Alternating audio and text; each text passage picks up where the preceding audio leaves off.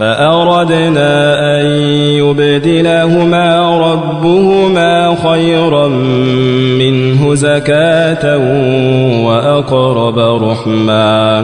অতঃপর আমি চাইলাম যে তাদের প্রতিপালক যেন তাদেরকে সেই সন্তানের পরিবর্তে এমন এক সন্তান দান করেন যে হবে চরিত্রে অধিক পবিত্র এবং দয়া মমতায় অধিকতর ঘনিষ্ঠ।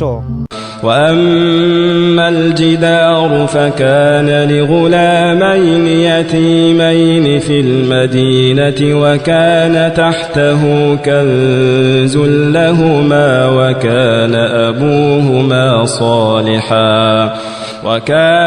أبوهما صالحا فأراد ربك أن يبلغا أشدهما ويستخرجا كنزهما رحمة من ربك وما فعلته عن أمري ذلك تأويل ما لم تسطع عليه صبرا।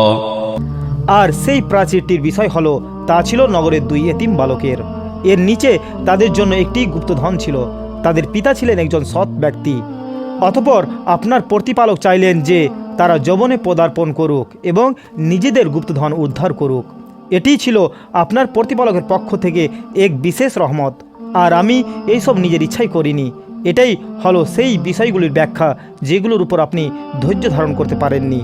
ويسألونك عن ذي القرنين قل سأتلو عليكم منه ذكرا। আর হে নবী মুহাম্মদ সাল্লাল্লাহু আলাইহি সাল্লাম, তারা আপনাকে জুলকারনাইন সম্পর্কে জিজ্ঞাসা করে। বলুন, আমি নবী মুহাম্মদ সাল্লাল্লাহু আলাইহি সাল্লাম শীঘ্রই তার কিছু কাহিনী তোমাদের কাছে বর্ণনা করব।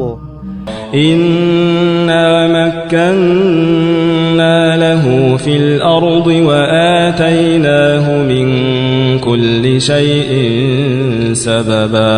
নিশ্চয়ই আমি তাকে অর্থাৎ জুলকারনাইনকে পৃথিবীতে সুপ্রতিষ্ঠিত করেছিলাম এবং তাকে প্রতিটি লক্ষ্যের জন্য প্রয়োজনীয় উপকরণ দান করেছিলাম। فأتبع سببا। অতঃপর তিনি এক পথ অর্থাৎ উপায় অবলম্বন করলেন।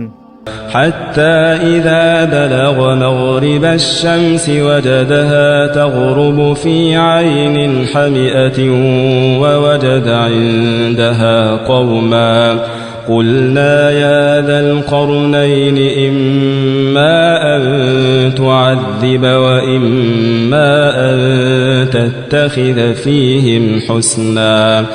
চলতে চলতে যখন তিনি সূর্যাস্তের স্থানে পৌঁছালেন তখন তিনি সূর্যকে এক পঙ্কিল জলাশয়ে অস্ত যেতে দেখলেন এবং সেখানে তিনি এক সম্প্রদায়কে দেখতে পেলেন। আমি বললাম, হে জুলকারনাইন, আপনি চাইলে তাদের শাস্তি দিতে পারেন অথবা তাদের সাথে সদয় আচরণ করতে পারেন। قال أما من ظلم فسوف نعذبه ثم يرد إلى ربه فيعذبه عذابا نكرا। তিনি বললেন, যে ব্যক্তি জুলুম করবে অচিরেই আমি তাকে শাস্তি দেব, অতঃপর তাকে তার প্রতিপালকের কাছে ফিরিয়ে নেওয়া হবে এবং তিনি তাকে ভয়াবহ শাস্তি দেবেন।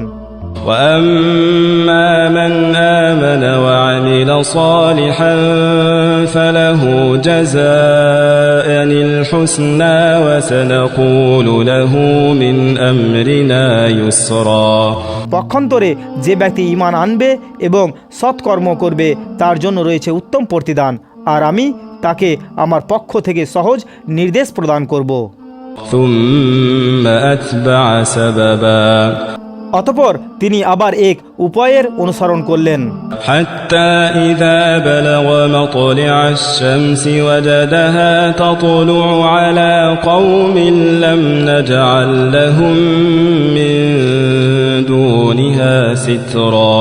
শেষ পর্যন্ত তিনি সূর্যোদয়ের স্থানে পৌঁছালেন। তিনি দেখলেন সূর্য এমন এক সম্প্রদায়ের উপর উদিত হচ্ছে যাদের জন্য আমরা সূর্যের বিপরীতে কোনো আড়াল সৃষ্টি করিনি।